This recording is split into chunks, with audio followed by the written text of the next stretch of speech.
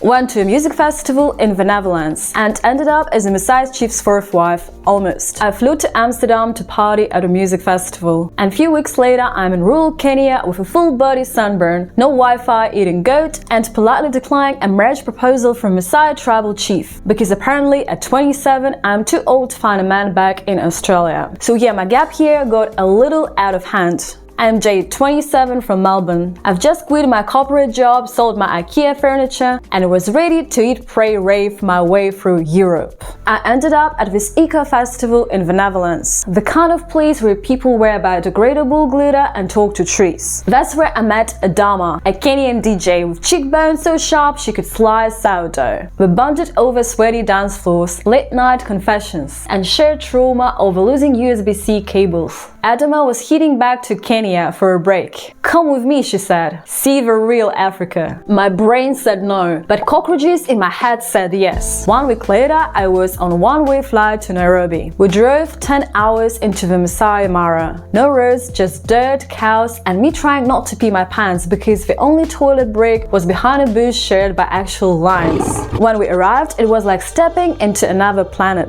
The village had no electricity, no mirrors, no Netflix, and everyone wore red, like we were in a tribal version of The Handmaid's Tale.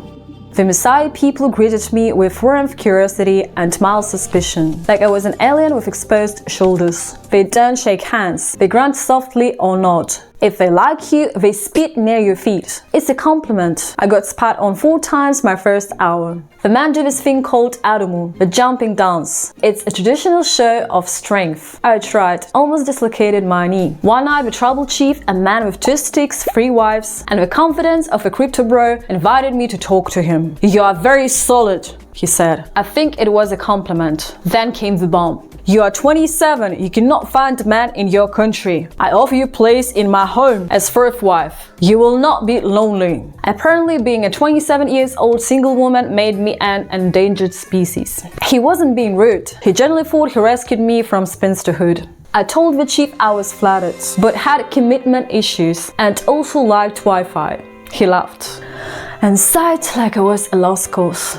Word spread fast. Next day, the village women started calling me Narupa, which roughly translates to "she who runs from men." They were sweet about it though. One said, "Maybe next year when you are 28, then you'll be ready." Like I was a goat, just needed more seasoning. Despite the chaos, the dust, and the real possibility of becoming wife number 4, I felt something magical. The Maasai don't live by Tinder swipes or gender reveals. I had a neighbor confront me for using the women's restroom. Everyone should know that I'm a trans woman.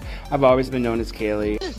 They live by community, connection, and cows. They saw me not as a tourist, but as a strange, pale-legged visitor who needed fattening up and a man. I came to Europe to dance under fairy lights, and somehow ended up with cow dump on my boots, a Maasai nickname, and a marriage proposal I never saw coming. But that's the beauty of travel. You live looking for freedom, and sometimes find it in a place with no mirrors, no electricity, and 3 other wives. So that was the story of Jade from Melbourne. What do you think? Please share in comments. And what was your biggest cultural clash? Would be good to know. See you next week.